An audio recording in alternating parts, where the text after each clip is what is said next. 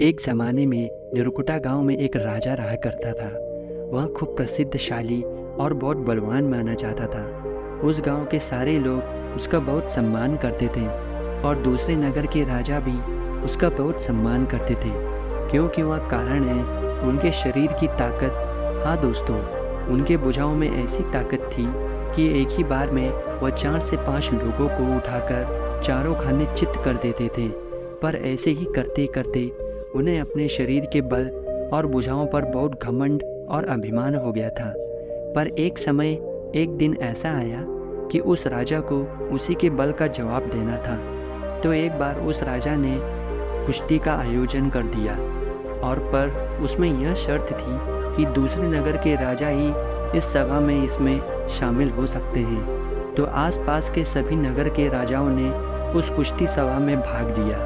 अब वह दिन और समय आ चुका था जब राजा के बल की परीक्षा होनी थी। जिस दिन कुश्ती सम्मेलन का आयोजन, तब राजा ने उस सम्मेलन का उद्घाटन किया और कार्यक्रम कुश्ती का शुरू किया। फिर राजा ने देखा कि कार्यक्रम में एक से बढ़कर एक योद्धा आए हुए हैं, पर तभी वह यही सोच रहा था कि उसके जैसा बलशाली तो कोई राजा नहीं दिख रहा। अब वह समय आ चुका था जिसका हम सबको इंतज़ार है। अब राजा की बारी आई। सब लोग ज़ोर शोर से उस राजा के नगर के लोग अपने ही उस राजा का अखाड़े में स्वागत करने लगे, क्योंकि वह सब अपने उस राजा के बल से बिल्कुल अच्छी तरह से वाकिफ़ थे। लेकिन तभी उस राजा के सामने अखाड़े में एक दूसरा नगर का राजा आ गया। वह सभी लोग जो अपने उस राजा का स्वागत कर रहे थे, वह सभी शांत हो गए, और इसका कारण है उस राजा का शरीर जो दूसरे नगर से उस अखाड़े में आया हुआ था, क्योंकि उस दूसरे राजा का शरीर बिल्कुल ही उस नगर के राजा से भी अधिक बड़ा दिख रहा था, और उसकी भुजाओं भी काफ़ी चौड़ी थी और लंबी थी, और वह दूसरे नगर का राजा काफ़ी आकर्षक और बलशाली दिख रहा था। अब दोनों ने अपना नाम और परिचय दिया और अखाड़ा शुरू कर दिया। फिर जिस नगर में वह अखाड़ा था, उस राजा के लोग काफ़ी उत्साह से भर गए और खूब जोश में दिख रहे थे, क्योंकि उन्हें अपने राजा पर काफ़ी भरोसा था। लेकिन ये भरोसा और उत्साह ज़्यादा देर टिक नहीं पाई, क्योंकि जैसे ही अखाड़ा शुरू हुआ, उस दूसरे नगर के राजा ने उस नगर के राजा को, जिसका वह नगर था, उसे थोड़े ही समय में गेंद की तरह हवा में उछाल कर फेंक दिया, मानो कि चारों तरफ पूरे में ही नगर में वो बहुत बड़ा सांप देख लिया हो। और सभी लोग जो उत्साह में थे वह शांत और ठंडे पड़ गए। उन सभी को अपने आंखों देखा दृश्य विश्वास नहीं हो रहा था, क्योंकि उनका राजा जो इतना बलशाली और पराक्रमी थे, वे हार गए। तब वह राजा जो हार गया था, उसे खुद पर विश्वास नहीं हुआ। फिर वह राजा हारने के बाद उस दूसरे नगर के राजा को विजेता घोषित, उसे उपहार और सम्मान करके वह वहाँ से लौट गए और अपने नगर चले गए। और तब वह राजा अपने घर पहुँचने के बाद एक जगह बैठ गए। ना तो वे लेटे, ना तो पानी पिया, बस एक ही जगह बैठ गए, सिर पर हाथ रख के। तो ऐसे करके वो पूरी रात बिता दी। ना तो भोजन ग्रहण किया, ना तो पानी की एक बूंद ली।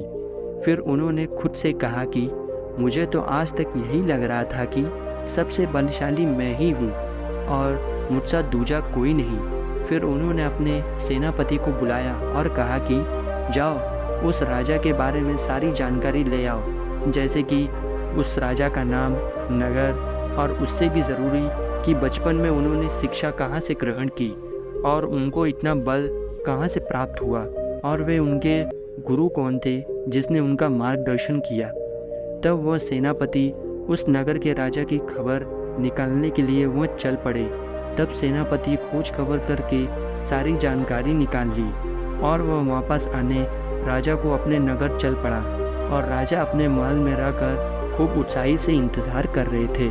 और वह जब सेनापति महल पहुंचा, तब राजा ने तत्काल ही उसे देखकर उसे अपने पास बिठा लिया, और सवालों के तीर उस सेनापति पर छोड़ दे दिए गए। तब वह सेनापति अपने जवाब को भी तैयार रखा था। जब उस सेनापति ने चालू कर दिया, कहा, वह राजा मार्श नगर की, वह उन्होंने अपनी पूरी विद्या गुरुकुल में ही हासिल की है, और उसी नगर में एक महान ऋषि रहते हैं जो वह गुरुकुल 50 वर्ष से चला रहे हैं, जो विद्या और बल में और निपुण हैं।